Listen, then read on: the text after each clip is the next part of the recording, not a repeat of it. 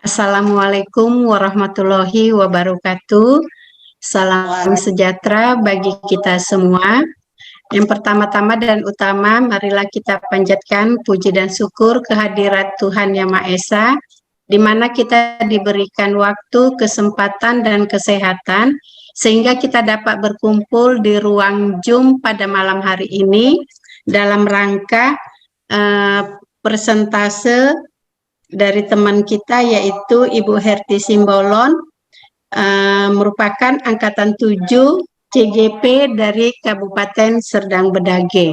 Semoga persentase dari Bu Herti Wati Simbolon dapat berjalan dengan baik dan kita dapat melaksanakan dengan baik juga. Demikianlah pembukaan dari saya, dan saya kembalikan kepada Ibu Herti yang akan presentase. Kepada Ibu Herti, kami persilahkan. Terima kasih Ibu Purnama Sitanggang sebagai moderator. Saya Hertiwati. Jadi saya mau nyapa dulu ya teman-teman. Selamat malam teman-temanku, Bapak Ibu guru hebat. Selamat malam. Gimana kabarnya? Baik, Bu. Baik. Syukur. Nah, hari ini mohon izin Bapak Ibu, saya akan mempresentasikan materi budaya positif dari tugas guru penggerak yang mewakili dari Kabupaten Serdang Bedage. Jadi saya bukan mengajari ya Bapak Ibu ya, sekedar sharing, berbagi tentang budaya positif yang sudah kami pelajari sebagai CGP Angkatan 7. Jadi saya berharap kita semua bisa tetap semangat, tetap fokus, dan tetap memberikan waktu yang terbaik. Dan saya mengucap terima kasih kepada Bapak Ibu sudah join Zoom ya pada malam hari ini. Oke, Bapak Ibu, sebelum Zoom kita berdoa dulu lah ya, berdoa dulu menurut agama dan kepercayaan masing-masing. Doa dimulai.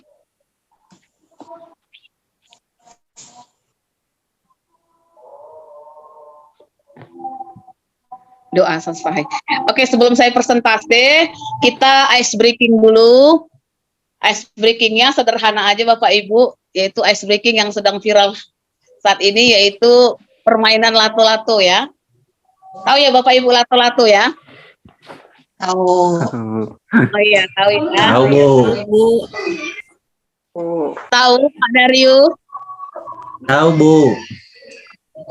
Ibu moderator tahu ya? Oke. Iya, oke. Jadi lato-lato itu udah viral ya, viral bukan hanya sebatas anak-anak, tapi yang orang dewasa pun suka memainkan ya yang namanya lato-lato. Jadi ada tepuk lato-lato Bapak Ibu. Perhatikan saya ketika saya bilang lato-lato, berarti gerakannya lato atas bawah ya, lato-lato ya. Itu lato-lato. Ayo coba kita peragakan dulu. Lato-lato. Lato-lato. Ya. Itu lato-lato 2 kali ya. Tapi kalau lato di atas, lato di atas. Jadi kalau kata lato bisa di atas, bisa di bawah, terserah ya. Lato. Ya. Lato, tapi ikuti gerakan saya ya. Kasih ya Bapak Ibu. Siap. Siap? Siap. Ya, oke. Lato. Lato sesuai dengan apa ya? Sesuai dengan lambat atau cepatnya apa ya perkataan saya. Lato. Oke. Lato-lato. Lato-lato. Lato-lato-lato-lato.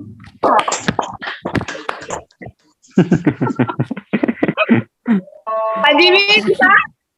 Pak Jimmy? Ya, oke.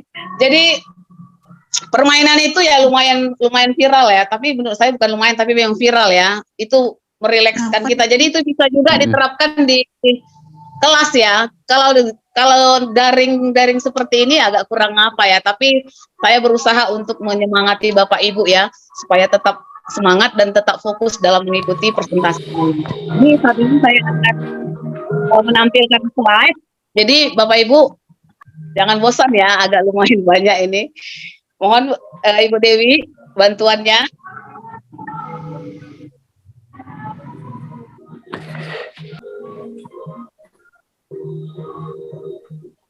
Oke, Bapak Ibu, seperti yang sudah di layar ya Bapak Ibu, bahwa di situ ada judulnya Budaya Positif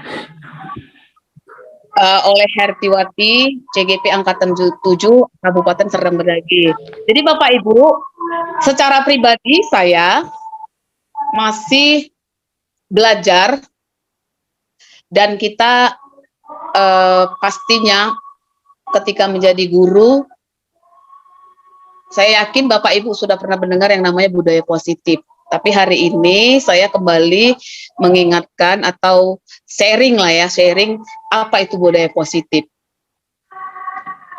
Jadi ini judulnya ya Bapak Ibu ya, budaya positif. Oke Bu Wi. Oke, dari pengertiannya budaya positif, kalau kita lihat di sini adalah nilai-nilai dan kebiasaan di sekolah yang berpihak pada peserta didik agar mereka dapat berkembang menjadi pribadi yang kritis, penuh hormat dan bertanggung positif. Ya artinya melakukan hal-hal yang positif. Melakukan hal-hal yang baik yang dilakukan oleh warga sekolah. Warga sekolah itu apa aja Bapak Ibu? Ya mulai dari kepala sekolah, wakil, kemudian Bapak Ibu guru, kemudian juga staf tata usaha, mungkin juga penjaga sekolah, bahkan juga pada anak didik kita. Itulah dia budaya positif. Berarti kebiasaan-kebiasaan, kalau dari segi etimologinya, kebiasaan itu adalah hal-hal yang sering kita lakukan gitu, sudah biasa, sudah sering kita lakukan hari lepas hari seperti itu.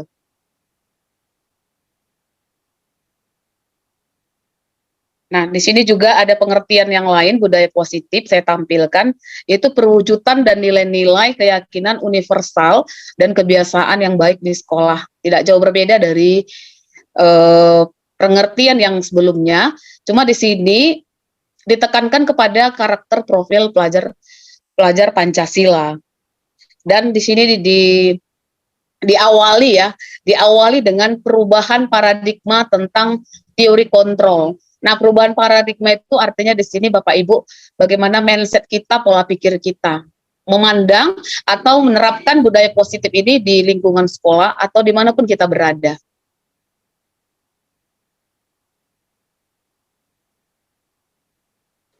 Nah, perubahan paradigma, kalau kita lihat di sini, saya boleh membagikan bahwa pembelajaran paradigma baru merupakan pembelajaran yang berorientasi pada penguatan kompetensi dan pengembangan karakter. Jadi perubahan paradigma di sini adalah perubahan karakter yang sesuai dengan nilai-nilai Pancasila. Namun penekanannya paradigma di sini yang mau saya maksud adalah mindset kita sebagai guru ya, sebagai guru. Jadi dikaitkan juga di sini menurut pemikiran KHD, Ki Hajar Dewantara, Bapak Pendidikan kita. Jadi di sini bagaimana pendidikan itu adalah menuntun ya, tumbuh kembangnya anak sesuai dengan kodratnya. Kodratnya itu kalau kita boleh mempelajari filosofi KHD itu ada kodrat alam dan kodrat zaman. Kodrat alam itu bagaimana kita sebagai guru bisa mengerti dan memahami bagaimana karakter anak itu, kemudian latar belakang keluarganya, apa yang menjadi bakat minat anak-anak itu. Jadi kita harus memiliki pola pikir atau paradigma bahwa anak-anak tersebut, anak-anak atau peserta didik yang kita layani di sekolah itu adalah peserta didik yang memiliki karakter yang berbeda. Kemudian sifat berbeda-beda setiap anak itu, kemudian bakatnya berbeda seperti itu. Jadi kita harus memiliki mindset yang seperti itu. Jadi tidak boleh menuntun atau mengajari mereka seperti apa maunya kita.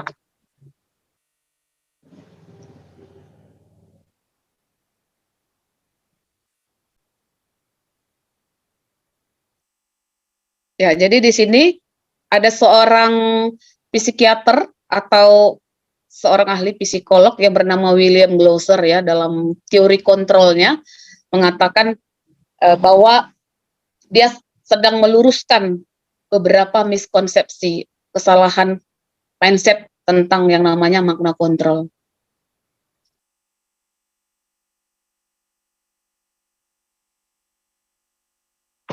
Nah, di sini jelaskan bahwa dia memiliki melakukan riset ya, melakukan riset di dalam keilmuannya, di dalam penerapan dalam kehidupan sehari-hari dengan ilmu psikolognya, bahwa ada yang dikatakan ilusi guru mengontrol murid, kemudian ada ilusi bahwa semua penguatan positif, efektif, dan bermanfaat, kemudian ada ilusi bahwa orang dewasa memiliki hak untuk memaksa, kemudian ada ilusi bahwa kritik dan membuat orang merasa bersalah, dapat menguatkan karakter. Ada 4 bagian.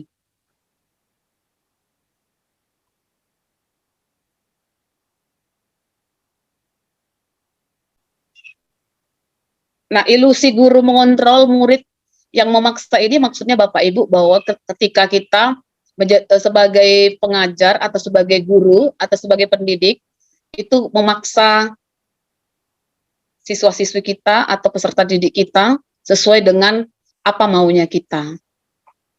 Itu maksudnya ya Bapak Ibu.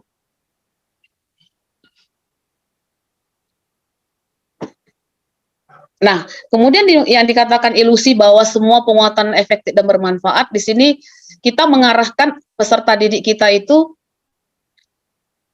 melakukan sesuatu yang baik dengan bujukan. Ayo nak, kamu bisa, nanti kamu bisa mencapai cita-citamu gitu. Jadi saat kita nggak memberikan apa ya bujukan atau seperti kata-kata kayak kita memberikan kata-kata lembut untuk mendukung dia, bagaimana anak tersebut? Nah, seperti itu. Jadi inilah yang mau kita bahas ke depan nanti untuk slide berikutnya. Jadi di sini dia menjelaskan ada kesalahan miskonsepsi bahwa kita sering membujuk-bujuk ya Kak, apalagi anak-anak zaman sekarang itu kan agak susah diatur kan. Jadi kita seperti membujuk, seperti kita bagaimana mereka bisa mau melakukan apa yang kita katakan, seperti itu Bapak Ibu.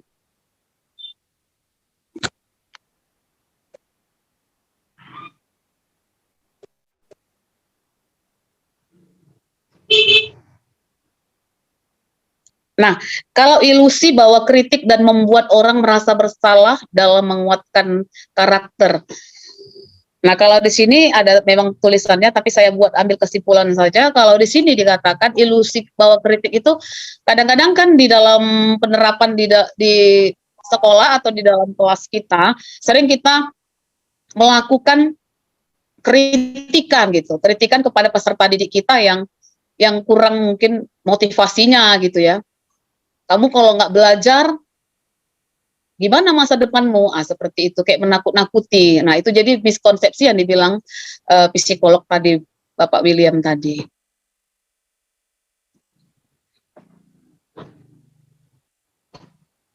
Nah, ini ilusi bahwa orang dewasa memiliki hak untuk memaksa. Nah, ini kalau kita baca di sini bahwa orang dewasa yang percaya bahwa memiliki tanggung jawab untuk membuat murid-murid berbuat hal-hal tertentu. Jadi artinya di sini orang dewasa itu kayak seperti memiliki hak paten atau hak cipta bahwa kalau kita sebagai orang dewasa harus bisa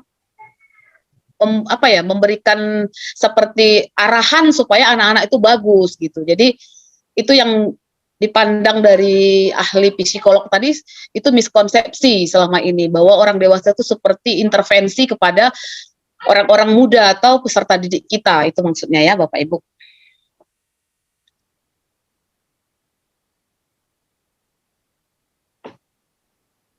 Nah,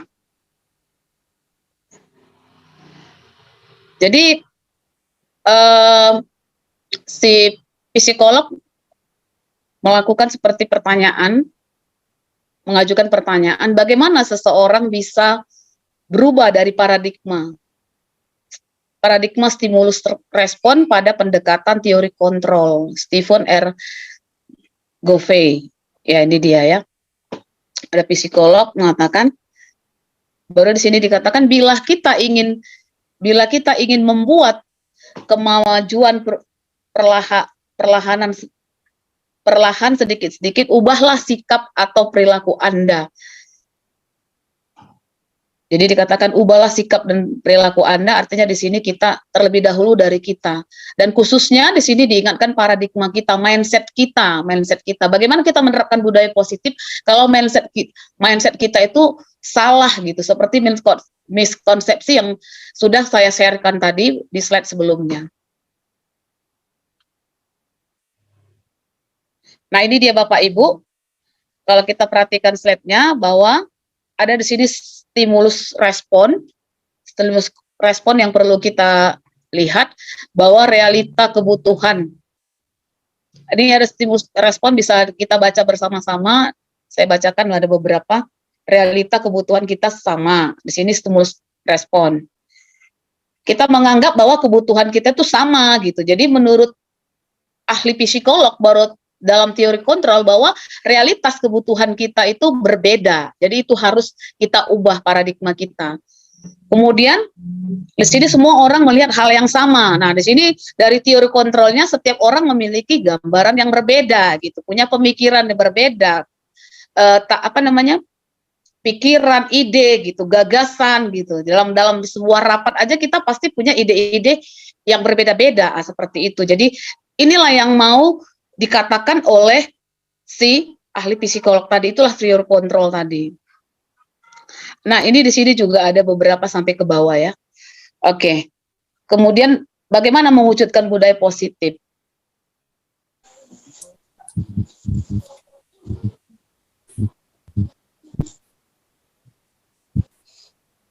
Jadi begitu ya Bapak Ibu, contoh tadi yang sudah saya buat pengalaman pribadi. Ada beberapa siswa yang sudah saya konseling, saya buat kegiatan restitusi tadi. Nah, ini budaya positifnya Bu, Bapak Ibu, budaya positif, lingkungan positif, peraturan kelas, dan keyakinan kelas. Artinya keyakinan kelas itu bisa dibuat oleh guru mapel maupun lebih bagus kepada wali kelas ya kan. Wali kelas itu kan kayak seperti ngemong ya, mama sama bapak gitu. Jadi bisa dibuat kayak peraturan-peraturan yang jadi keyakinan kelas bapak ibu gitu di sekolah.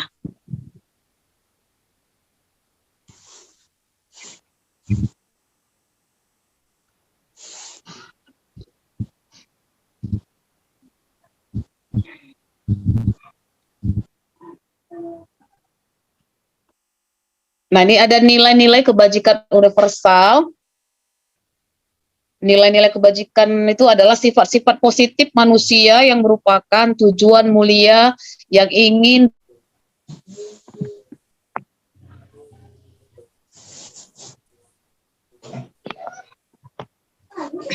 Oke, Bapak Ibu. Jadi di sini saya akan men-sharekan lagi slide saya bagaimana mewujudkan budaya positif.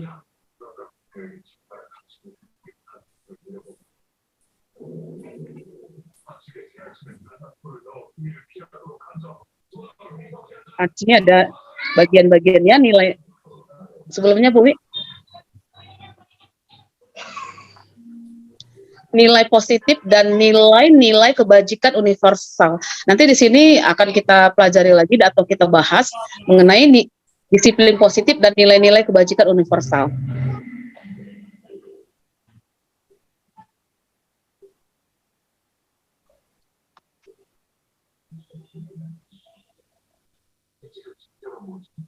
Kemudian nanti ada kita bahas tentang teori motivasi, hukuman, dan penghargaan, dan restitusi.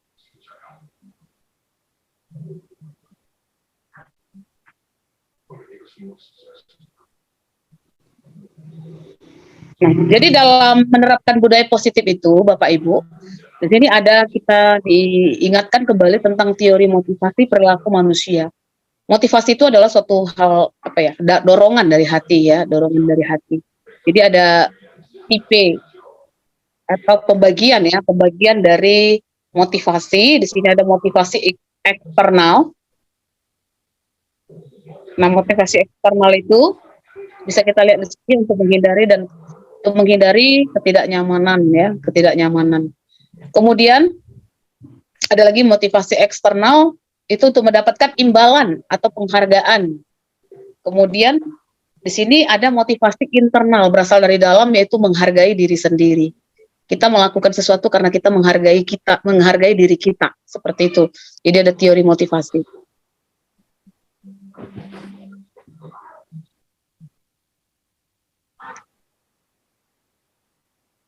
Nah, menjadi pertanyaan semantik di sini Bapak Ibu. Nah, sini saya bisa lah ya nanya beberapa pertanyaan. Di sini ada apakah penghargaan dapat meningkatkan motivasi belajar anak? Nah, kira-kira menurut Bapak Ibu, apakah penghargaan dapat meningkatkan motivasi anak? Bisa saya tanya ya Bapak Ibu ya, sebentar ya. Kalau menurut Bu Dewi bagaimana Bu? Penghargaan dapat meningkatkan motivasi belajar anak.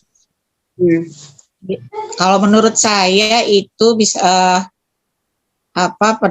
ini bisa saja Bu, penghargaan itu bisa meningkatkan motivasi anak, di mana anak kalau misalnya mendapat penghargaan saat dia misalkan bertanya, menjawab, kita kasih reward, kita kasih pertanyaan, itu akan memicu lagi dia untuk terus menerus, saya mau nanya lagi, saya mau jawab lagi, saya mau misalnya dia dengan bersikap baik pun misalnya dapat mendapatkan penghargaan, bisa diulang lagi dan akhirnya bisa menjadi budaya gitu dari penghargaan itu. Itu mungkin pendapat saya Bu Herti. Oke, saya tidak menanggapi ya Bapak Ibu, cuma hanya menanya. Kemudian hukuman dapat mendisiplinkan anak. Bagaimana itu menurut Bapak Ibu? Gimana itu? Bu. Izin masuk, Komandan. Ya.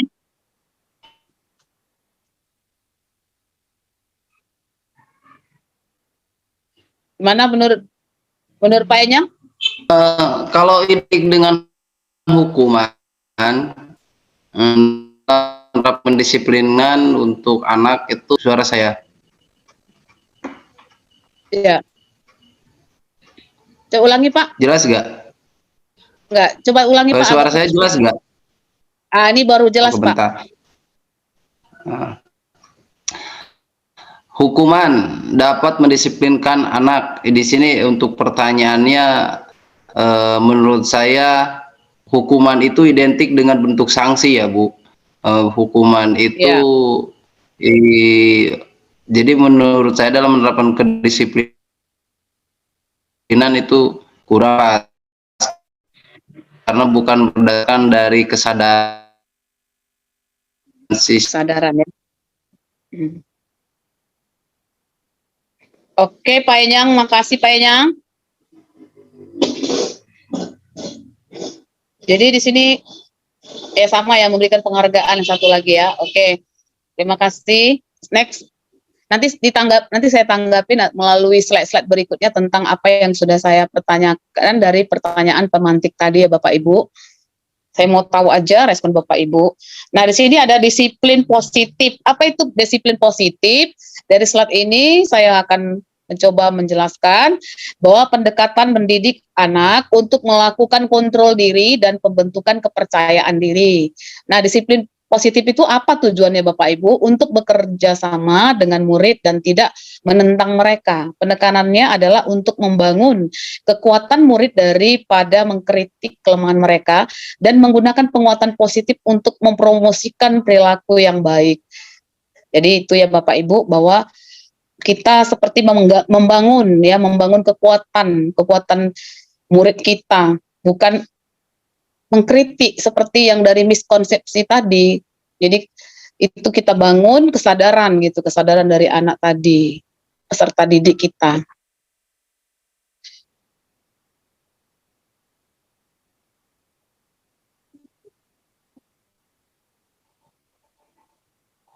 Nah, ini tadi yang dibilang Pak Enyang ada di sini ya, hukuman dan konsekuensi. Apa perbedaan hukuman atau konsekuensi? Di sini hukuman bersifat tidak terencana atau tiba-tiba anak atau murid ya tidak tahu apa yang terjadi dan tidak dilibatkan. Artinya di sini ketika anak terlambat kita hukum, ketika anak tidak membuat PR dihukum, atau melawan guru atau bertengkar dihukum. Jadi dia nggak tahu apa hukumannya, bisa saja keliling lapangan basket, bisa saja skot jam atau membersihkan kamar mandi, yang seperti itu seperti apalah yang kebijakan kita sebagai guru, gitu. Jadi bedanya di sini akan kita bahas hukuman dengan konsekuensi. Disiplin dalam bentuk konsekuensi, kalau artinya di sini sudah terencana gitu, sudah terencana. Nah, kita lihat dulu tabel ini ya. Tabelnya, langsung aja di tabel supaya lebih jelas. Bisa dibaca ya Bapak Ibu. Ada berapa poin di sini? Kalau saya bacakan 3 poin aja, nanti berikutnya Bapak Ibu baca ke bawah. Hukuman, sesuatu yang menyakitkan harus terjadi. Konsekuensi, sesuatu harus terjadi. Kemudian kalau hukuman membuat anak sakit. Tapi kalau konsekuensi membuat anak merasa tidak nyaman. Kemudian jangka waktu pendek. Kemudian hukuman itu anak membenci kedisiplinan. Konsekuensi anak menghargai kedisiplinan. Kemudian kalau hukuman itu paksaan, kalau konsekuensi itu stimulus tanggapan. Kemudian anak menyakiti diri sendiri, konsekuensi itu mendorong anak agar mudah untuk menyesuaikan diri. Kemudian konsep diri yang buruk, kalau konsekuensi itu konsep diri yang baik. Belajar untuk menyembunyikan kesalahan, kalau konsekuensi anak belajar untuk peraturan.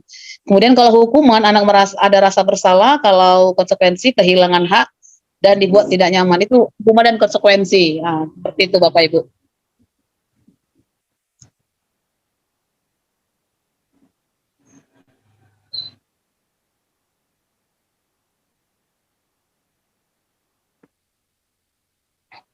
Nah, ini ada contoh-contoh lah ya. Sebelumnya Bu Wi. Slide sebelumnya Bu Wi. Ya, ini ada tindakan-tindakannya. Yang seperti yang saya bilang tadi. Ya, ada hukumannya, bisa dilihat di sini. Tindakan. Nah, di sini ada hukuman atau konsekuensi. Jadi, apa-apa yang apakah ini hukuman atau konsekuensi? Nanti ada di slide berikutnya dijelaskan. Oke, next Bu Wi.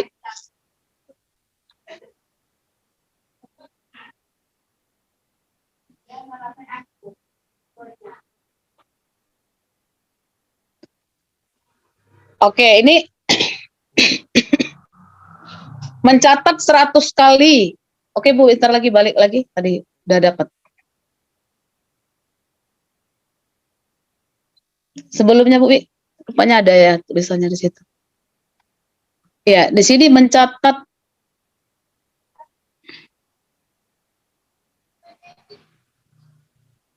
mencatat 100 kali itu hukuman, kemudian keliling lapangan itu hukuman,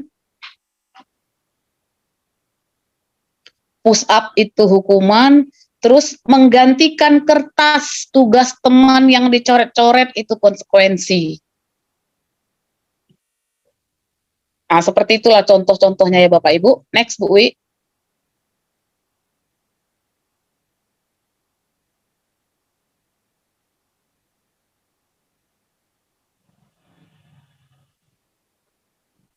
Ya, itu ya tadi yang saya sebutkan ya, sudah dijelaskan ya. Nah, penghargaan itu suatu penghargaan adalah suatu benda yang atau peristiwa yang diinginkan yang dibuat dengan persyaratan. Hanya jika Anda melakukan hal ini, maka Anda akan mendapatkan penghargaan yang diinginkan. Nah, kemudian jika kita memberikan seseorang suatu penghargaan untuk melakukan sesuatu, maka kita harus terus-menerus memberikan penghargaan. Ini tadi yang dibilang Bu Dewi, terus-menerus kita akan memberikan reward, seperti itu. Tapi menurut ahlinya, ada ahli, ini setelah saya baca biografinya, dia seorang dosen, Bapak Ibu, seorang dosen, dia seorang praktisi di bidang pendidikan, dia sudah membuat buku tentang psikolog anak, tentang kejiwaan anak. Jadi saya sudah baca juga biografinya bahwa dia sudah memang melakukan penelitian, Bapak Ibu. Dikatakan apa, bahwa memberikan penghargaan nilainya sama dengan memberikan hukuman, Bapak Ibu. Jadi setelah saya belajar budaya positif, oh gitu ya, gitu. Jadi setelah saya baca biografinya, dia sudah melakukan penelitian, dia praktisi pendidikan, dia mengatakan bahwa penghargaan itu merupakan nilainya sama dengan hukuman. Jadi kayak seperti terpancing. Jadi kalau nggak ada reward, anak-anak itu tidak akan tidak akan ada motivasi, walaupun tidak kadang-kadang ada juga anak yang berpikiran positif, tapi kadang-kadang terpancing hanya karena hadiah, seperti itu. Jadi si Alfikon ini mengatakan bahwa penghargaan nilainya sama dengan hukuman, seperti itu. Kita berulang-ulang kali menjanjikan hadiah kepada anak-anak agar memiliki perilaku bertanggung jawab, atau kepada murid agar mempelajari sesuatu yang baru, atau kepada seorang karyawan agar melakukan pekerjaan yang berkualitas. Kita sedang berasumsi mereka tidak dapat melakukannya, atau mereka tidak akan memilih untuk melakukannya. Jadi ya kita berasumsi dia akan bagus, tapi akhirnya ada efek negatifnya. Dia terpancing hanya karena penghargaan itu. Itu dia ya, menurut si si Alfikon. Nah, ini ada restitusi. Nah, restitusi kita sudah sampai ke restitusi. Apa restitusi? Ya, di sini adalah proses menciptakan kondisi bagi murid untuk memperbaiki kesalahan mereka, sehingga mereka bisa kembali pada kelompok mereka dengan karakter yang lebih kuat. Itu catatan pentingnya ya, seperti garis bawah tulisan yang hitam yang perlu kita garis bawahi gitu ya. Restitusi juga merupakan proses kolaboratif yang mengajarkan murid berpikir tentang orang yang ingin mereka harus memperlakukan orang tersebut. Ini menurut si Goshen 2004. Jadi ada ahlinya. Si Goshen lah yang mencetuskan teori restitusi ini.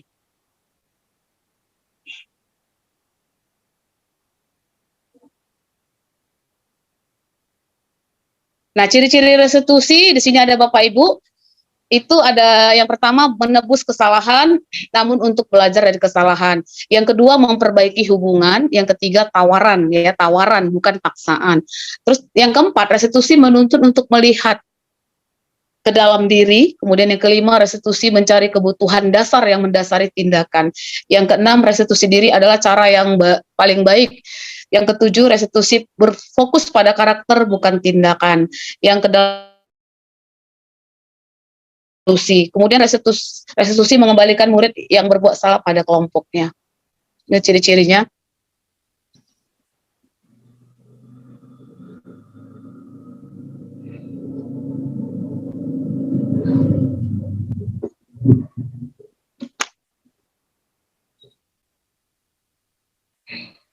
Nah, ini Bapak Ibu. Jadi di sini ada tabel. Tabel di sini ada hukuman, konsekuensi, dan yang namanya restitusi ya. Saya baca ada beberapa di sini. Sesuatu, kalau hukuman itu sesuatu yang menyakitkan harus terjadi. Kalau konsekuensi, sesuatu yang harus terjadi. Nah, kalau sedangkan restitusi merupakan pilihan. Pilihan kita mengasih pilihan kepada anak tersebut mencari solusi dari masalah yang sudah terjadi dalam hidupnya. Seperti itu. Jadi kayak pengalaman saya pribadi, ya saya langsung memang mempraktekkan ketika saya piket ya Bapak Ibu ya, saya sedikit sharing ya Bapak Ibu. Ketika saya piket, biasanya nih ya, sebelum saya mendapatkan materi ini, jujur saya tuh langsung menghukum. Kau terlambat, gitu. Kau terlambat. Kenapa kau terlambat? Paling sedikit aja saya mendengarkan alasan siswa peserta dari tersebut gitu. Udah, kopel itu ya, kopel itu lantai-lantai yang ada di kelas-kelas itu kopel. Nah, kemudian itu datang lagi orang berikutnya, kau terlambat. Nah, kau kutip sampah itu, gitu, dengan muka tegas tanpa basa-basi, ya, seperti itu. Jadi setelah mendapatkan ini, memang saya melakukannya,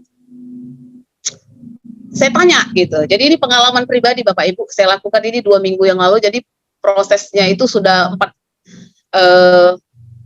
1 bulan inilah saya praktekkan. Jadi saya tanya, saya contohkan aja si A ini lah, sini, nak, kenapa kamu terlambat? Saya bilang gitu. Ya, dengan banyak alasan begini bu, gitu. Tanya, terus dia bilang, ya bu, saya jualan bu, gitu. Jualan apa kamu? Saya bilang, itulah jualan yang dekat rumah ibu, hanya gitu. Jualan apa kamu nak? Jualan roti bu, roti Raja Wali. Jadi tebing tinggi ini punya roti ciri khas lah ya. Oh jualan. Emang kamu jualan jam berapa? Nggak bisa rupanya cepat pulang, nggak bisa kok cepat tidur. Nah, rupanya dia jualan itu hari-hari ini sampai, dia kan kelas 10 TKR ya, jurusan ini otomotif.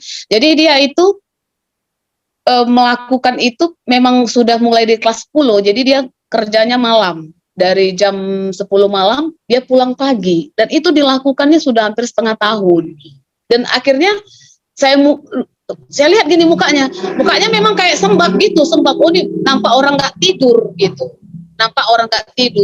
oh inilah makna dari restitusi itu. Artinya ketika kita bertanya kepada siswa alasannya kenapa, tapi nanti bisa saya ada lagi sih slide yang berikutnya, tapi ini saya sedikit berbagi restitusi itu seperti apa sebelum nanti saya kasih slide-nya. Jadi setelah saya praktekkan, oh jadi saya tahu gitu. Sebenarnya selama ini saya sudah ada sedikit melakukan, tapi penekanannya tidak saya tegaskan gitu. Oh ini namanya restitusi ketika kita sharing. Nah, jadi setelah saya tahu, dia rupanya kerja gitu. Jadi saya tanya, kenapa kamu terlambat? Yaitu dia dibilang jualan, terus bagaimana solusinya? Hampir tak ada solusi. Dia bilang, iya bu, saya nggak tahu lagi bu, memang giliran saya tuh jaga rotinya malam bu, gitu. Jadi bagaimana itu caranya? Kamu bisa tidak terlambat ke sekolah nak? Saya bilang gitu. Ya saya harus lebih awal bu pulangnya. Biasanya saya memang pulangnya jam setengah 7. Tadi saya pulang ke rumah jam 7 lewat, nah seperti itu. Jadi setelah menerapkan restitusi, saya baru mengerti, oh ini maknanya restitusi untuk restitusi merupakan pilihan. Artinya kita menanyakan kepada anak tersebut apa solusi dari masalah yang dihadapi. Itu kasus yang pertama. Kasus yang kedua, saya tanya, siswa kenapa kamu terlambat? Saya sharing-sharing, oh ternyata dia kerja, ayah broken home. Jadi broken home, dia harus kerja pagi-pagi, terus dia rumahnya jauh. Itu yang ketiga, kasus yang ketiga, dia harus ngangon lembu. Nah, seperti jadi akhirnya semakin mengenal gitu, seperti itu. Jadi restitusi itu kita seperti melakukan komunikasi kepada siswa-siswi kita atau peserta didik kita. Itu next Bu.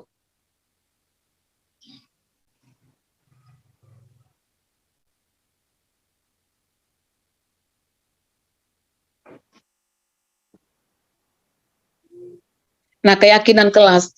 Jadi ini keyakinan kelas yang akan kita bahas berikutnya, Bu.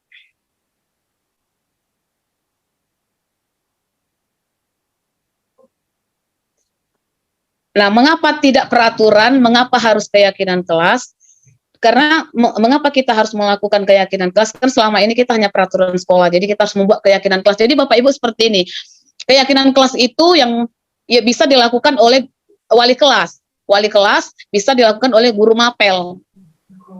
Nilai kebajikan yang ingin dicapai oleh setiap anak Indonesia kita kenal dengan profil pelajar Pancasila.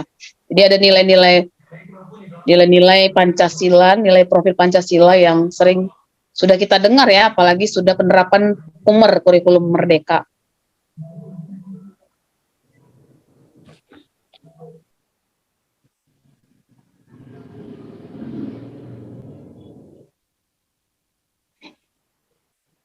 Oke, next Bu.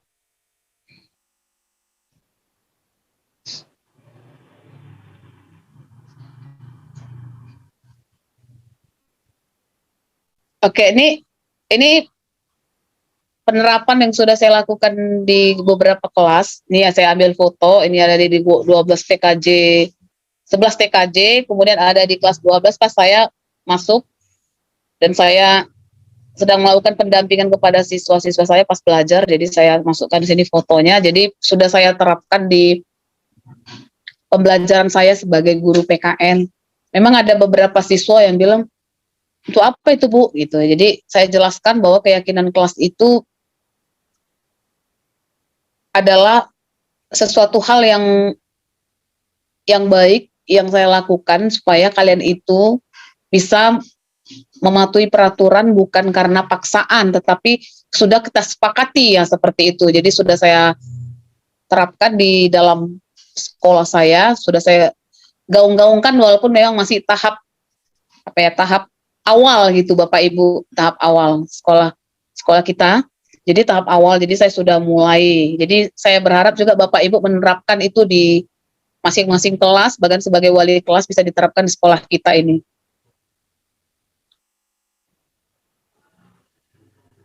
Nah, ini bicara tentang kebutuhan dasar manusia dan dunia berkualitas. Nah, apa maksudnya ini? Dari slide ini, begini Bapak Ibu, ketika kita melakukan kegiatan restitusi tadi, kita harus memahami kebutuhan dasar anak itu apa gitu. Jadi kebutuhan dasar anak itu berbeda-beda.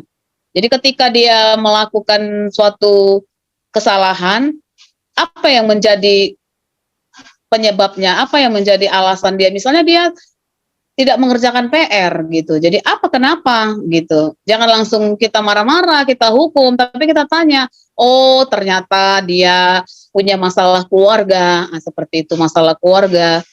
Kemudian dia sudah mungkin di proses pembelajaran dunia pendidikan ini merasa bosan. Jadi kita harus paham gitu, itu kebutuhan dasarnya. Oke Bu, next. Nah, ini kebutuhan dasar kita nih ada ya, dapatkan kasih sayang dan rasa diterima. Sebagai manusia kita perlu mendapatkan kasih sayang dari orang-orang terdekat, keluarga ya. Kemudian ada kesenangan, bertahan hidup, kemudian ada merasa kebebasan, kemudian ada penguasaan. Penguasa penguasa artinya kita ingin memiliki jabatan, sesuatu hal yang kita miliki seperti pekerjaan yang mapan, seperti itu. Nah, ini ada 5 fungsi kontrol.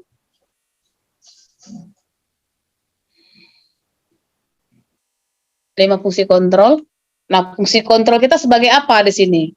Apakah kita guru sebagai penghukum? Kemudian apakah kita guru sebagai pembuat orang merasa bersalah? Apakah kita sebagai teman? Apakah kita sebagai pemantau? Apakah kita sebagai manajer? Nah, di sini Bapak Ibu, saya akan menjelaskan. Nah, penghukum itu, kalau kita sebagai guru penghukum, di sini kita menghardik, ya, menunjuk-nunjuk, menyindir. Nah, kalau membuat orang merasa bersalah, kita berceramah dan mengatakan sebenarnya ibu kecewa, seperti itu. Itu sesuatu hal yang memang kita nggak tahu apa yang dirasakan, tapi itu membuat hati anak kita sedih, mungkin juga trauma, seperti itu. Nah, ini teman membuat alasan-alasan untuk murid alasan-alasan untuk murid. Nah, seperti teman, kayak seperti apa ya, teman sebaya gitu. Kayaknya kita lembut, tapi sebenarnya kita apa ya, kata-kata kita itu sudah menyakitkan hati dia gitu, lembut.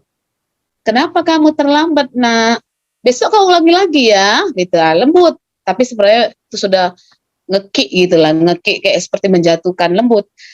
Nah, kalau berikutnya pemantau. Nah, menghitung-hitung. Nah, kamu hari ini terlambat. Besok kamu terlambat. Kiamat dunia kau terlambat. Nah, seperti itu. Jadi kita seperti pemantau. Kita memantau. Ini si A ini nanti kapan terlambatnya lagi ya. Nah, seperti itu.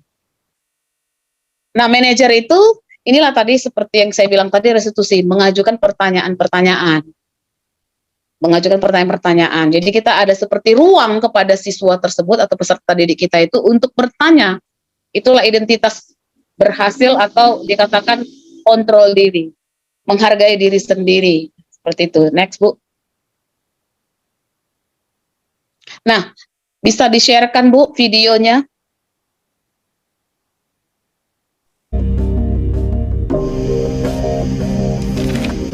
Naren, sini kamu. Selamat pagi, Bu. Selalu terlambat. Kamu deh, pasti terlambat. Maaf, Bu. Saya... Apa? Apa coba? Alasan kamu apa lagi? Kapan sih kamu tidak terlambat? Malas sekali ya kamu jadi anak. Saya... Dasar pemalas. Gak kapok-kapok sih kamu. Sudah berapa kali terlambat? Sana, kamu keliling lapangan basket 2 kali. Kenapa saya harus keliling lapangan basket, Bu? Kenapa? Kamu mau lawan ibu?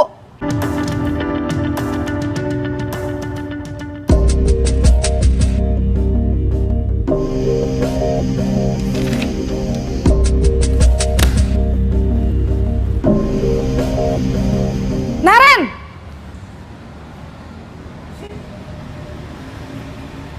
Selamat pagi, Bu. Naren. Kamu kenapa terlambat lagi, nak? Ya Tuhan, Naren.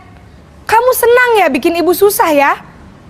Kalau kamu terlambat lagi, nanti ibu yang ditegur bapak kepala sekolah, nak. Disangka ibu tidak bisa membina kamu. Duh, gimana ini? Maaf, Bu. Duh, Gusti Naren. Kamu suka ya kalau ibu ditegur bapak kepala sekolah? Terus, sekarang ibu harus tulis apa ini di buku absen? Ini kamu sudah sering terlambat loh. Ibu harus apa coba? Maaf, Bu. Maaf sekali. Ya sudah, lain kali jangan bikin ibu susah lagi ya, nak ya. Ibu tidak akan kuat lagi kalau kamu begini terus. Bisa jantungan kalau ibu ditegur bapak kepala sekolah. Sana cepat ke kelas. Maaf ya, Bu. Maaf sekali.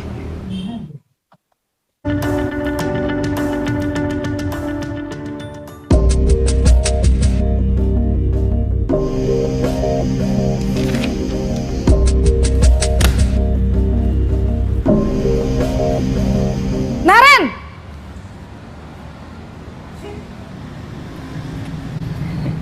Selamat pagi, Bu. Wah, sudah jam berapa ini, nak? Terlambat lagi ya, sayang? Iya, Bu. Habis ibu saya lupa bangunkan saya, Bu. Kamu malah menyalahkan ibu kamu. Kamu bukannya anak yang larinya paling kencang. Kok terlambat sih? Iya, Bu. Saya memang terlambat bangun tadi. Jadi, biarpun saya lari kencang, tetap gak kekejar, Bu. Ya sudah, sana. Nanti lain kali larinya lebih kenceng lagi ya. Biar gak terlambat lagi. Bikin seneng ibu. Demi ibu. Bisa kan?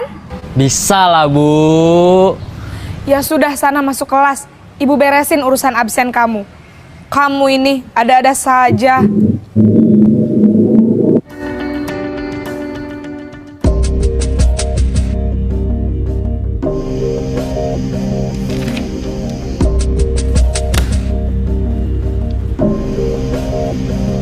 Naren!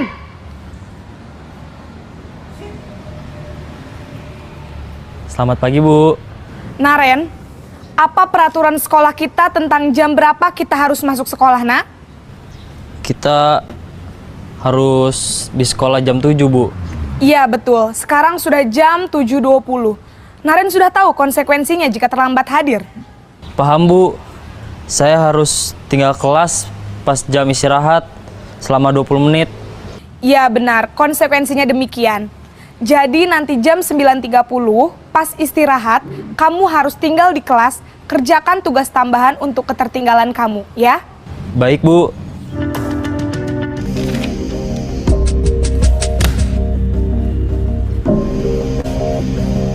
Naren!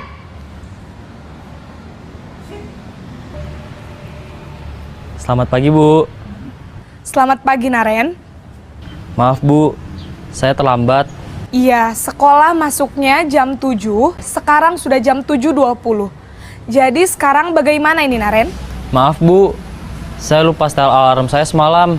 Baiklah, menurut kamu, keyakinan sekolah yang mana yang perlu kamu tingkatkan? Menghargai diri sendiri dan orang lain mungkin ya, Bu. Setuju. Jadi, apakah Naren meyakini prinsip saling menghormati tersebut? Iya, Bu. Saya meyakininya.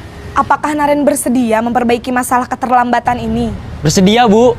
Bagaimana kamu akan perbaiki masalah keterlambatan ini? Saya akan coba untuk tidak lupa menyetel alarm saya, Bu. Baik, kalau Naren lupa menyetel alarm di rumah, ada orang yang kira-kira bisa bantu mengingatkan tidak? Ada, Bu. Kakak saya, Kak Ema. Ada lagi selain Kak Ema? Selain Kak Ema, ada ibu saya. Baik, jadi yang mengingatkan Naren adalah Kak Ema dan ibu kamu ya? Kira-kira akan mulai setel alarm kapan nih, Naren? Setelah pulang sekolah, akan segera saya lakukan. Baik, jadi Naren akan setel alarm untuk bangun besok pagi dan akan diingatkan oleh kakak dan ibunda Naren ya. Ada lagi yang mungkin perlu dilakukan, Naren, agar tidak terlambat bangun lagi? Tidak ada, Bu. Baik, Naren. Terima kasih untuk kerjasama kamu. Sekarang kamu perlu kembali ke kelas untuk belajar. Baik, Bu. Terima kasih. Salam dan bahagia Ibu dan Bapak Guru. Selamat datang di modul 5 posisi kontrol. Kali ini tentang posisi kontrol guru. Pada materi pertama di modul ini, kita akan berkenalan dan belajar mengenai konsep 5 posisi kontrol guru. Kita akan mengeksplorasi beberapa contoh praktik proses pembentukan sikap disiplin positif pada murid. Diharapkan kita bisa mengidentifikasi dan mengevaluasi cara kita selama ini dalam membimbing murid untuk memiliki sikap disiplin. Dengan begitu, kita bisa tahu letak posisi kontrol kita dan dampaknya bagi perkembangan murid. Aku pernah lupa membawa buku gambar. Aku disuruh menyanyi lagu di depan kelas. Aku pernah berantem. Pak guru bilang aku tidak kasihan padanya. Dia capek mengajari aku. Aku pernah tidak mengerjakan PR. Bu guru bilang tidak apa-apa. Aku dimaafin. Aku pernah salah memakai seragam. Sesuai peraturan, aku disuruh pulang. Tidak boleh masuk sekolah. Aku mengejek guru. Kemudian aku dipertemukan dengan guru tersebut untuk berdiskusi akan dampak dari perbuatanku. Aku mengerti kesalahanku dan aku akan perbaiki.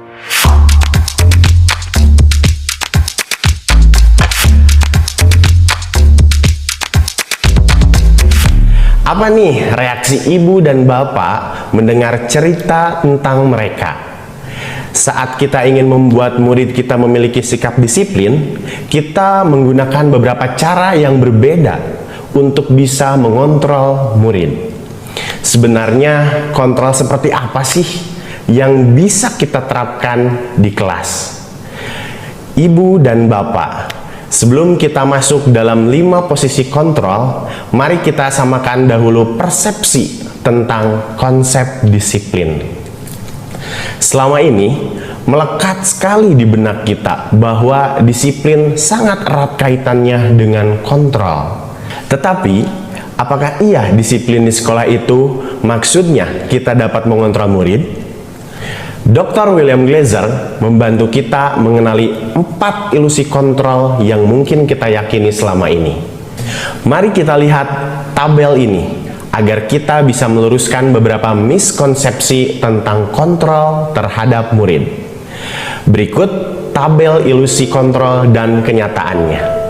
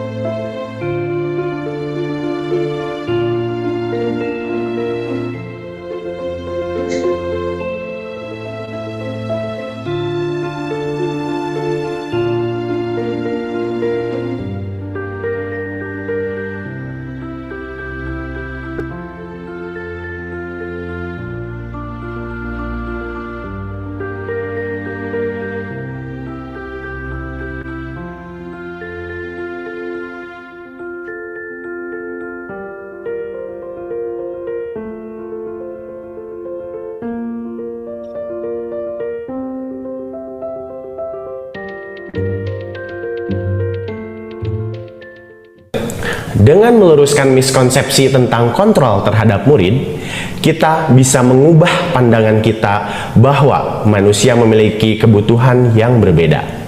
Kita juga memahami bahwa setiap orang memiliki gambaran dan pandangan yang berbeda tentang segala hal. Mari kita sadari bahwa kita tidak bisa mengontrol orang lain. Diri kitalah yang bisa kita kontrol. Dengan menyadari bahwa setiap manusia mempunyai tujuan dalam perilakunya, kita bisa selalu mempunyai model berpikir win-win solution. Tidak perlu ada yang kalah dalam interaksi manusia. Ini jugalah yang perlu kita ingat saat kita berinteraksi dengan murid kita, terutama saat mereka berbuat pelanggaran disiplin. Kita tidak perlu mempunyai rasa ingin menang atas murid kita. Mari membimbing mereka untuk lebih memaknai perilakunya melalui 5 posisi kontrol guru.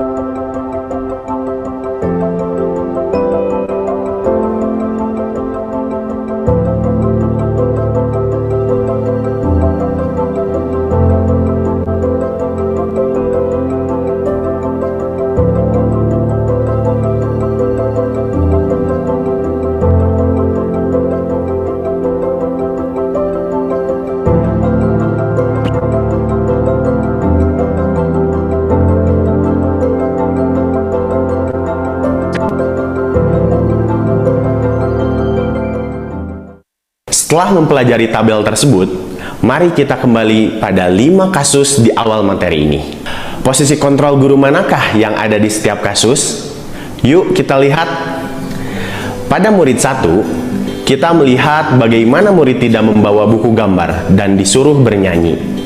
Ini merupakan bentuk hukuman. Tidak adanya korelasi antara sanksi dan kesalahannya. Hanya membuat murid menjadi takut dan malu. Apalagi jika terjadi di jenjang PAUD, maka murid akan menjadi trauma untuk kembali ke sekolah.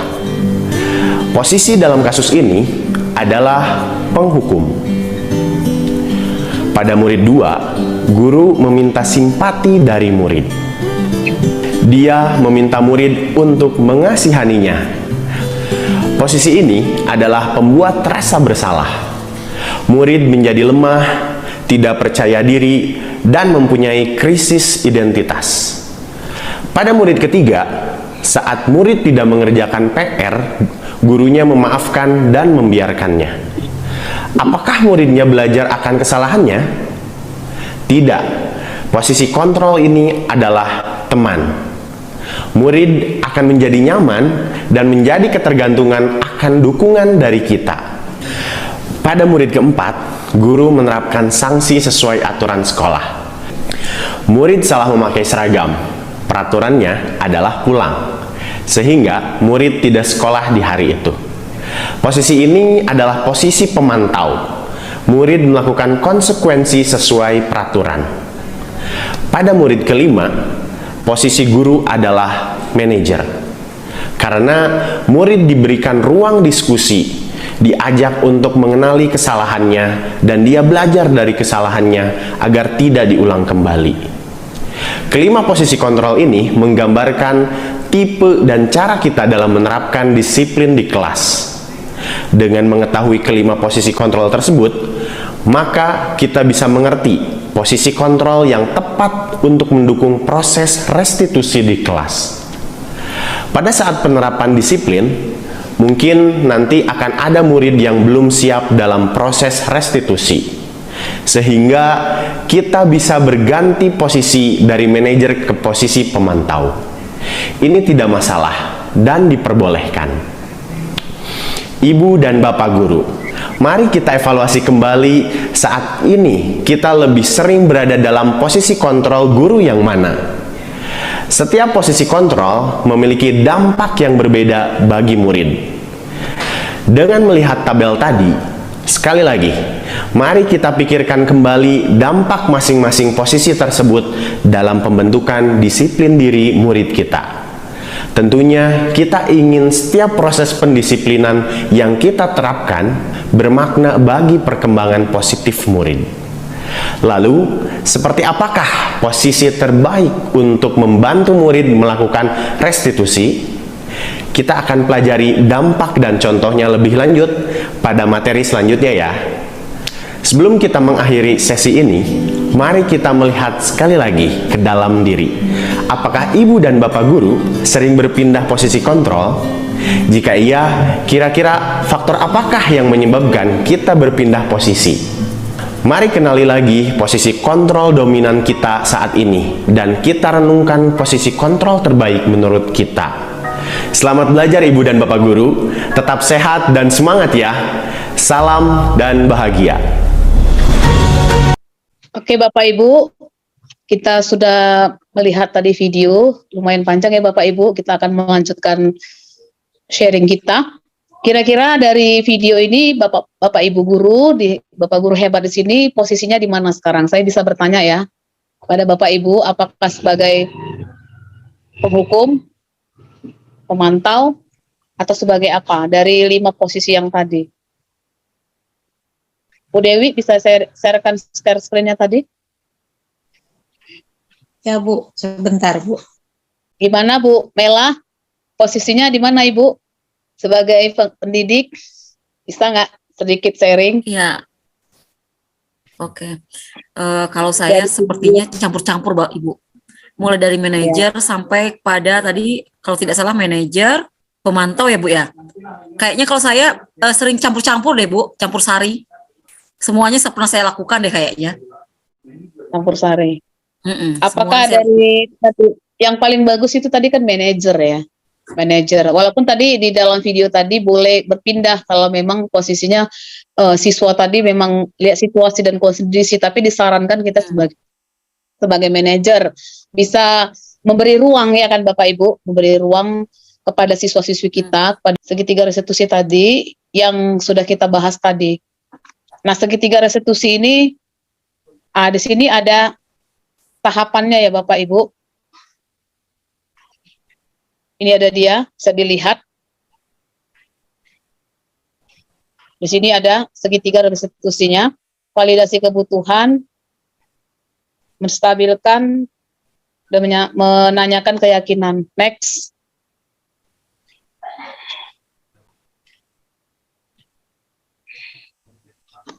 Nah, yang pertama itu menstabilkan identitas. Jadi menstabilkan identitas ini membuat anak yang merasa gagal karena berbuat salah menjadi positif terhadap dirinya. Jadi ketika kita mau menyelesaikan permasalahan, kita melakukan segitiga restitusi itu yang pertama adalah boleh kita ingat yaitu menstabilkan identitas. Jadi kita bisa men-sharingkan ya, sini guru berkata berbuat salah itu hal yang manusiawi, tidak ada manusia yang sempurna. Bapak atau ibu juga pernah berbuat salah. Kita pasti bisa menyelesaikan permasalahan ini. Bapak ibu tidak tertarik untuk mencari tahu siapa yang benar, siapa yang salah. Bapak ibu lebih tertarik untuk menyelesaikan masalah. Kalau kamu menyalahkan dirimu sendiri terus-menerus, apakah kamu bersikap baik pada dirimu sendiri? Artinya kita bisa sharing. Waktu itu saya sudah melakukan segitiga restitusi, saya menyatakan kepada siswa-siswi saya bahwa ketika mereka merasa bersalah gitu, kita men-sharingkan. Ibu juga pernah di posisi seperti yang kalian rasakan, bahwa manusia tidak ada yang sempurna, nobody perfect, seperti itu. Kita menjelaskan kepada mereka, itulah namanya menstabilkan identitas. Next, Bu.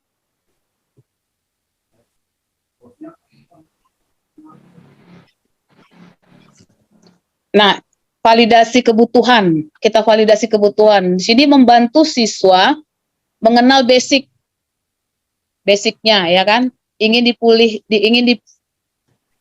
dipenuhi ketika melakukan kesalahan. Pada dasarnya setiap tindakan itu manusia memenuhi basic need. Basic need artinya kebutuhan dasar dia. Jadi guru berkata, kamu bisa saja melakukan hal yang lebih buruk, tapi kamu tidak melakukannya gitu. Jadi kita bilang seperti itu kepada siswa-siswi kita. Kemudian kamu pasti punya alasan mengapa melakukannya. Seperti yang saya sharingkan tadi bahwa kenapa dia terlambat? Ternyata dia mencari uang. Jadi dia tinggal sama mama tirinya, sama ibu tirinya itu yang jual kue tadi. Oh, ini dia dapat dia. Artinya kita sharingkan, kamu punya alasan, jadi dia tidak merasa bersalah. Jadi dia tinggal sama ibu tirinya, bercerai sepertinya itu, bercerai. Jadi dia tinggal sama ibu tirinya, jadi dia jual kue sampai dini hari gitu, sampai pagi. Akhirnya dia terlambat, dan sampai hari ini Bapak Ibu dia terlambat. Hari Selasa kemarin saya pikir masih terlambat gitu. Jadi jangan bosan-bosan, kita terus mensupport dia. Bahkan sebelumnya saya sudah praktekin gitu di sekolah gitu.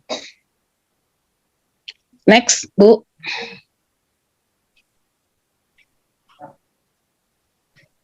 Bu Dewi, iya. Nah, menanyakan keyakinan, artinya di sini anak melihat kesalahan dihubungkan dengan norma sosial dan nilai yang mendasar manusia berinteraksi dengan orang lain.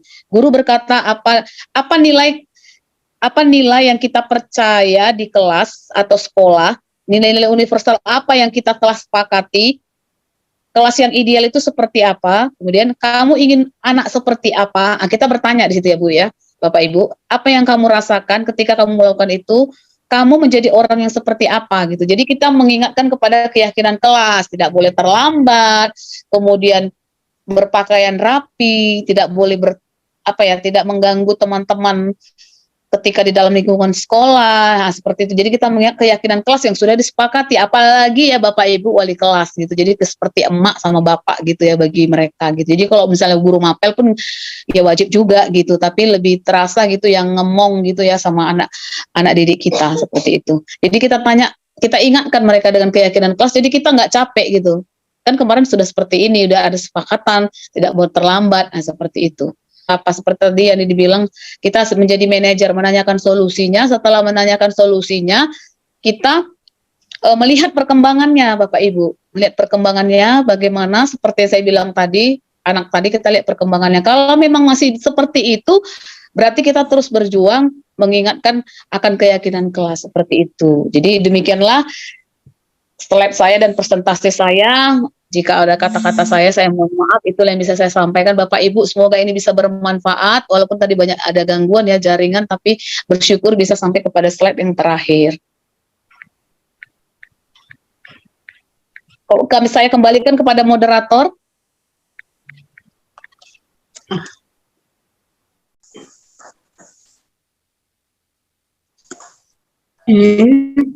Selamat malam buat kita semua.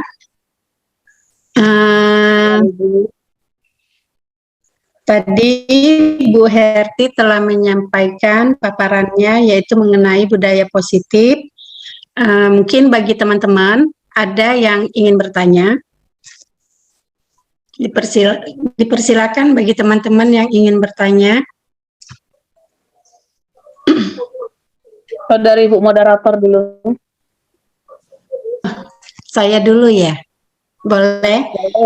Dan tadi memang saya ada yang mau saya tanyakan, yaitu bagaimana ya caranya kita menerapkan budaya positif di sekolah. Bagaimana caranya? Itu yang mau saya tanyakan. Oke, Ibu Tanggang, Ibu moderator, terima kasih buat pertanyaannya. Jadi menurut saya ini ya, saya sebagai yang sudah memaparkan tadi Bapak Ibu. Jadi yang pertama itu dari diri kita dulu gitu, dari diri kita dulu.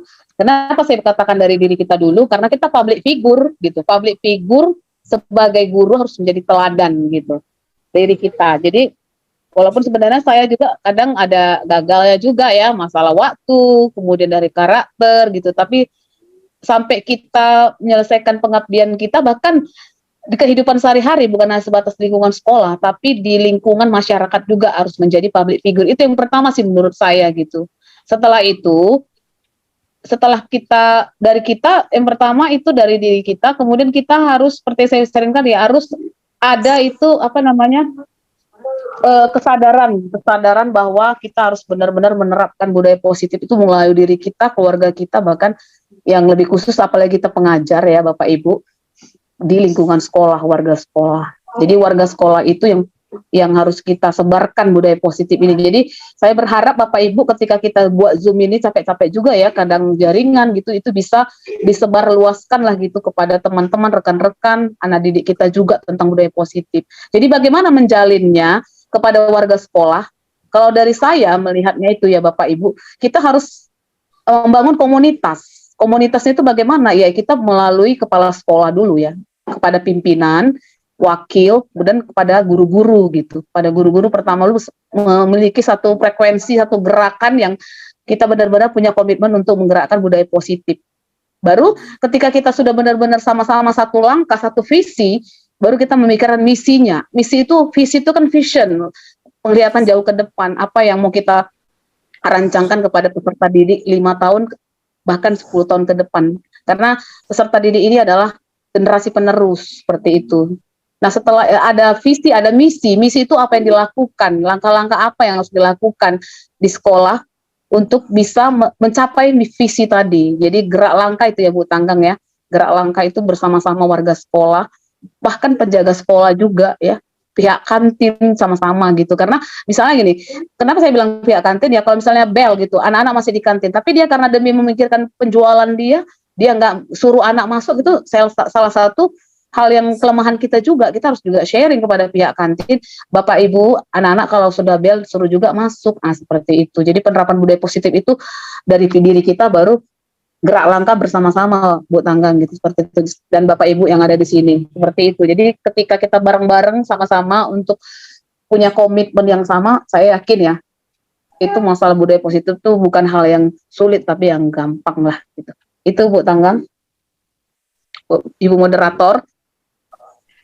Baik, terima kasih atas masukan yang telah disampaikan oleh Bu Herti.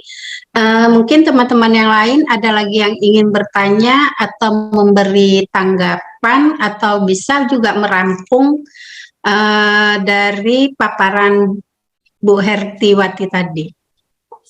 Pada Bapak dan Ibu dipersilakan.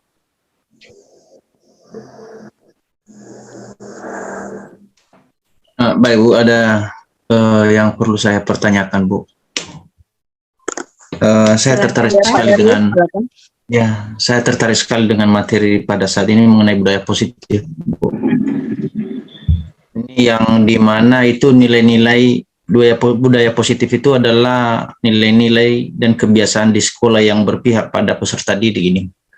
Nah, yang saya pertanyakan di sini, Bu, bagaimanakah cara untuk menerapkan budaya positif itu terhadap kedisiplinan peserta didik yang berdiferensiasi, Bu? Ini mungkin tolong untuk penjelasannya, Bu. Sekian, Bu. Iya. Gimana Bu Moderator, langsung aja nih, Ibu Moderator? Bisa langsung aja Bu Herti. Ya, makasih Bu Moderator. Ya, begini ya Bapak Ibu, berdiferensiasi artinya berbeda-beda ya. Seperti yang saya bilang tadi, bahwa kita harus menganalisis kebutuhan dasar seperti apa karakter mereka gitu ya. Jadi kita harus mengenali siswa-siswi kita Bapak Ibu. Jangan kita samakan si A, si B, dan si C. Jadi kebutuhan dasar dia apa gitu. Jadi kalau misalnya kita menerapkan budaya positif, pasti kasus si A itu beda dengan kasus si B gitu. Jadi ketika kita mengetahui kasus si A dan si B, jangan disamakan gitu. Jadi itu yang harus pertama yang harus kita perhatikan, kita harus bisa menganalisis. Contoh misalnya kalau dalam pembelajaran ya Bapak Ibu ya, di dalam pembelajaran kita hal yang pertama kita itu adalah mendiagnosa, artinya menganalisis apa kebutuhan anak-anak kita, gaya belajar mereka itu apa. Jangan disamakan siswa-siswi yang dia hanya bisa kemampuan dia misalnya secara visual gitu. Jangan disamakan dengan anak-anak yang suka misalnya hal yang lain, misalnya yang suka olahraga, nggak bisa kita samakan. Jadi kita harus mensupport lah gitu Bapak Ibu, mensupport, bahkan kita bisa harus mengenali peserta didik kita seperti apa karakternya, seperti itu. Jadi menurut saya seperti itu, apalagi penerapan budaya positif, kita harus menganalisis seperti apa karakter anak-anak. Jadi itu dari segi pembelajaran, dari segi psikolog, psikolog kejiwaan. Jadi di dalam psikolog itu ada yang namanya temperamen. Ya, sifatnya bagaimana, introvert, tertutup kah dengan terbuka, ekstrovert. Jadi kita pendekatan persuasif. Pendekatan persuasif itu pendekatan secara individual. Artinya ketika kita mendekati karakter yang anak introvert, kita harus berusaha melihat dia pendekatan dengan benar-benar lemah lembut, yang kita tahu dia tertutup ya. Jadi kita harus tahu langkah-langkah apa gitu. Jadi kalau ekstrovert beda lagi gitu. Seperti itulah Bapak Ibu solusi dari saya. Jadi kita harus mengenali kebutuhan apa yang harus kita analisis dan apa langkah dan solusinya harus kita pikirkan gitu, sesuai dengan kebutuhan si anak gitu ya Bapak Ibu. Itu Bu Ibu Moderator. Oke, gimana Pak Darius? Kira-kira jawaban dari Oke, terima kasih. Kepada Pak Eyang dipersilakan memberi tanggapan. Terima kasih. Oh ya, terima kasih Bu Moderator yang telah memberikan kesempatan saya untuk memberikan sebuah tanggapan ya Bu. Mohon maaf saya gak memberikan sebuah pertanyaan, mungkin memberikan sebuah tanggapan untuk Ibu Bu Hertiwati sebagai narasumber dalam materi budaya positif ini. Mohon maaf, ini suara saya terdengar jelas gak? Dengar Pak? Terdengar Pak, terdengar. Dari pemaparan Ibu Hertiwati Simbolon dalam budaya positif, mungkin saya sedikit memberikan tanggapan Bu. Takut-takutnya saya ada miskonsepsi atau salah penafsiran yang Ibu sudah sampaikan dan saya tangkap, karena apa yang Ibu buat sendiri atau yang Ibu ceritakan belum tentu saya bisa paham semua. Takutnya jadi multitafsir gitu. Saya mencerna dari beberapa yang materi Ibu berikan dari slide-slide materi tadi. Jadi yang disebut dengan disiplin positif itu merupakan salah satu unsur utama dalam konsep budaya positif, di mana kata disiplin ini sebenarnya identik dengan sebuah kepatuhan. Nah, jika kita dibawa ke dalam pembelajaran, maka yang terbayang adalah siswa atau peserta didik yang patuh pada taat dan aturan kelas. Nah, patuh ini pada tata aturan sekolah jika melanggar akan terkena sebuah hukuman. Tadi kan kita bahas tentang konsekuensi atau hukuman yang lainnya.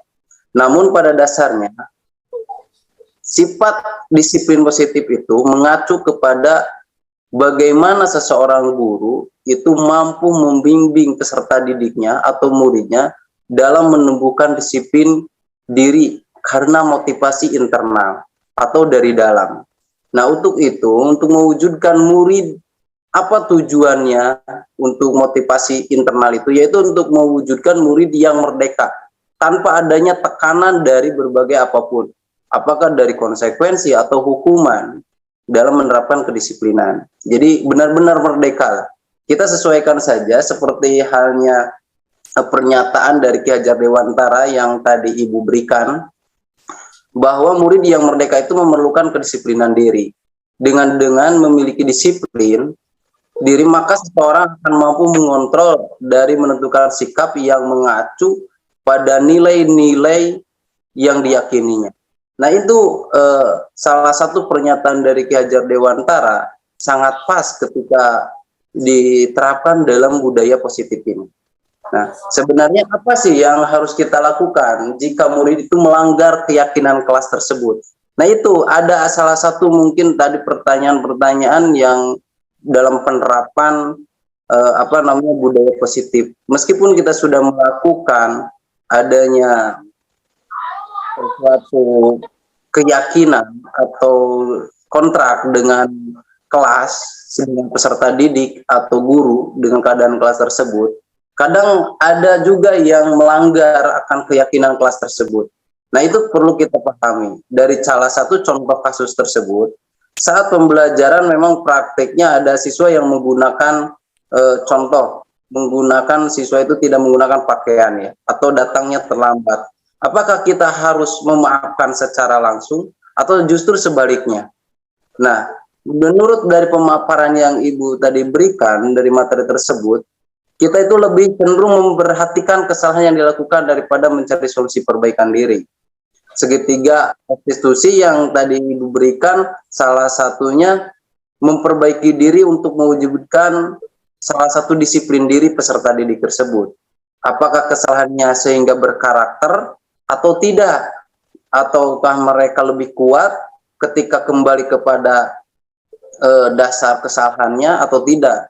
Nah, itu yang perlu kita pahami bersama, bahwa artinya restitusi yang memberikan itu untuk disiplin positif, tujuannya untuk memulihkan diri dan mereka memiliki tujuan yang jelas untuk datang ke sekolah itu. Nah, tanpa adanya unsur penekanan apapun. Segitiga restitusi ini adalah salah satu jalan solusi kita. Salah satunya menstabilkan identitas peserta didik. Kedua, kita harus memvalidasi tindakan yang salah.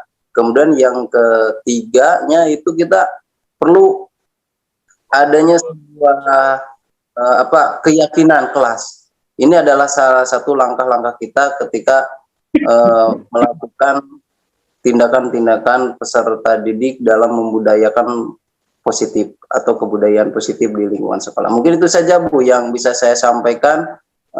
Takutnya saya ada miskonsepsi dalam penerapan, mungkin ada tanggapan dari Ibu narasumber dalam penanggapan tersebut. Saya kembalikan lagi kepada moderator dan narasumber. Terima kasih atas waktunya. Salam Bapak Ibu guru hebat semua. Oke, terima kasih kepada Pak Eyang yang telah memberikan rangkuman. Gimana dengan Ibu Herti sebagai narasumber, kira-kira ada yang diinikan? Karena kita mengharapkan ada teman-teman untuk memberikan mana ya maksudnya ya, masukan bagaimana penyampaian daripada Bu Herti Simbolon, pesan dan kesannya. Kalau dari saya, Bu, udah mantap lah, tinggal aplikasi. Bapak Ibu hebat ya, sudah saya lihat, saya merasakan bahwa udah saling inilah ya, dapat sesuatu baru yang bisa kita terapkan dalam kehidupan kita, sekolah kita, dimanapun kita berada, tentang budaya positif. Mantap, keren Bapak Ibu. tinggal kita mengaplikasikannya yang berat. Tapi saya yakin kita kalau berjuang, punya gerak langkah yang sama di sekolah kita pasti bisa. Terima kasih kepada Bu Herti. Mungkin teman-teman ada yang memberi pesan dan kesan kepada Pak Jimmy. Kami persilakan untuk memberi pesan dan kesan. Oke, kesan saya dengan adanya pemaparan dari presentasi dari Bu Erti tadi, mungkin budaya positif ini harus kita terapkan di sekolah, ya, sehingga nanti bisa menghasilkan mungkin lulusan yang baik gitu, peserta didiknya. Kemudian pesan saya kepada Bu Erti, semoga nanti bisa menjadi guru penggerak. Terus guru penggerak itu kan identik dengan manajer itu, artinya sehingga nanti visi daripada sekolah dan misi itu bisa dapat terwujud di sekolah. Pesan saya sama Bu Erti dan kesan saya. Terima kasih, Bu Moderator. Terima kasih Pak Jimmy. Amin. Terima kasih kepada Pak Jimmy. Karena waktu juga sudah larut malam dan kita sudah dari tadi. Sebelum saya tutup, saya akan menyampaikan dulu pantun. Biasa orang Sumatera. Burung dara, burung cendrawasih, cari dulu di Provinsi Papua. Cukup sekian dan terima kasih. Semoga bermanfaat untuk kita semua. Baiklah, kita tutup. Saya tutup pertemuan kita hari ini. Semoga kita menjadi guru yang sukses ke depannya, dapat membina anak-anak kita dengan baik. Saya sudahi dengan Assalamualaikum warahmatullahi wabarakatuh. Waalaikumsalam warahmatullahi wabarakatuh. Warahmatullahi wabarakatuh.